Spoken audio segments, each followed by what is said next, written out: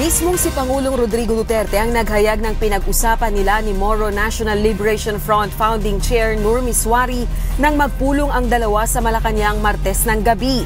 Ayon sa punong ehekutibo, nagbanta ng gyera si Miswari kung hindi maipatutupad ang matagal ng hiling na federalismo. Subalit binanggit ng Pangulo na nakasalalay sa Kongreso ang pagkakaroon ng federal type of government. Kinakailangan munang amyendahan ng konstitusyon o dumaan sa charter change. So meron ako isang revolution pa. Ang MI, ang MN, sabi ni Miswari kagabi, if you do not give it to me, let me be very honest.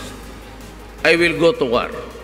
Dagdag pa ni Pangulong Duterte, bubuo ito ng 5 panel members sa panig ng gobyerno, gayon din mula sa kampo ni Miswari na magmumonitor sa development ng negosasyon ng dalawang panig sa hiling na federal setup. Ayon sa palasyo, sa isang paraan, maituturing itong panibagong set ng peace negotiations. Sasabi ko, I understand that, Nur. So, ganito na lang gawin natin. Let's form a panel because we have to inform the people we cannot negotiate secretly here. Sabi ko, para day to day, they will be briefed kung ano ang outcome, how gusto mo ma-apply ang federal system sa gusto mo. Kagaya ba ng yung BOL o different type?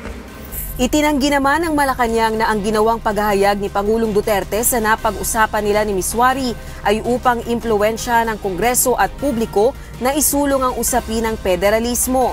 Bagaman itinuturing ng palasyo na seryoso ang banta ni Miswari, tiwala naman anya ang MNLF founder na maisa sa katuparan ng federalismo sa ilalim ng termino ni Pangulong Duterte. Subalit kung hindi nga magtatagumpay, ayon kay Panelo, posible itong humantong sa muling pagbabanggaan ng MNLF at gobyerno. He responded in kind. He said, if it fails, we will be dying together. Ibig sabihin, lalabanan kita. Ganyan ang ibig sabihin ni Presidente. Lalabanan mo gobyerno, dinlabanan din kita. Rosa Licoz, UNTV News and Rescue, Malacanang.